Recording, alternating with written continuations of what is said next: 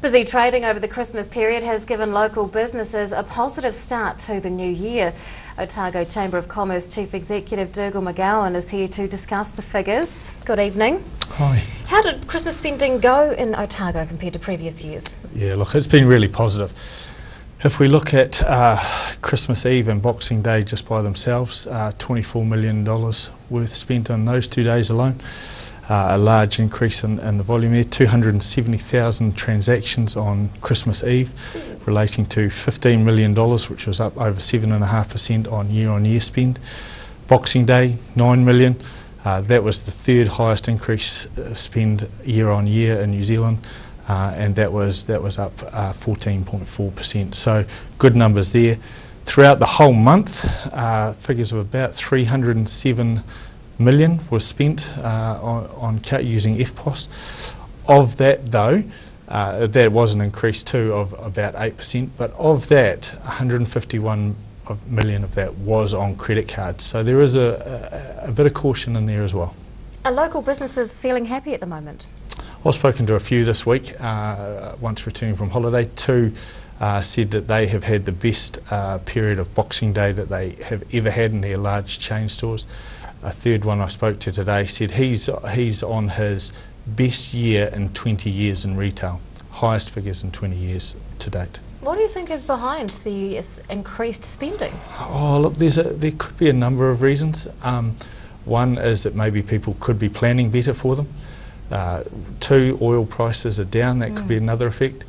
We have had positive data for the second year in a row about the number of full-time employed equivalents that we have. That's increased by over 700 this year in Dunedin.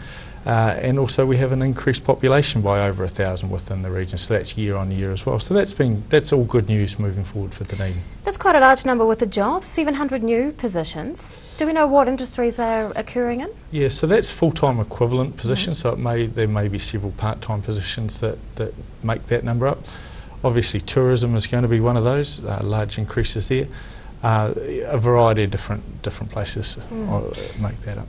Now, did the fact that some stat days could be observed either on the weekend day that they fell or on a Monday cause any confusion anywhere? We haven't heard of any so far. I think people got to grips with that pretty well. They sought information early. One of the things that we are hearing though is that businesses are talking well with their staff about the process, and that's that it's being done through consultation in most cases, and because businesses are really aware about their staff welfare too. You know, we keep talking about health and safety and we focus on the safety aspect. Some of those safety issues come up because people haven't had the chance to be healthy and well because they have worked too many hours and those sorts of things. So people are now more aware of those than what they were in the past. Now, the opening week of the global share markets resulted in a few drops. What's going on there? Three factors probably really. One is some concerns about growth in China.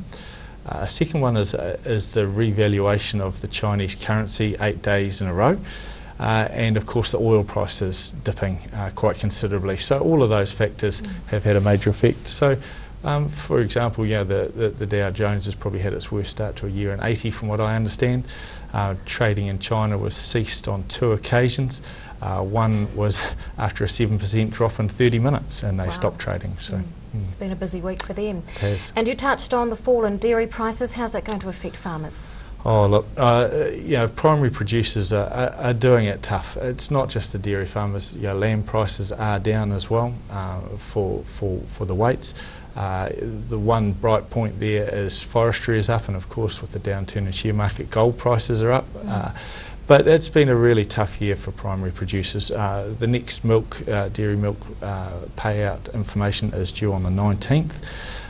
People are going to be watching that pretty closely because that will affect the payout amounts that people are going to be predicting based upon the bank figures. So it's a really important time and we hope that it reverses that trend of the last two where it's gone down again, and hopefully it'll go back up.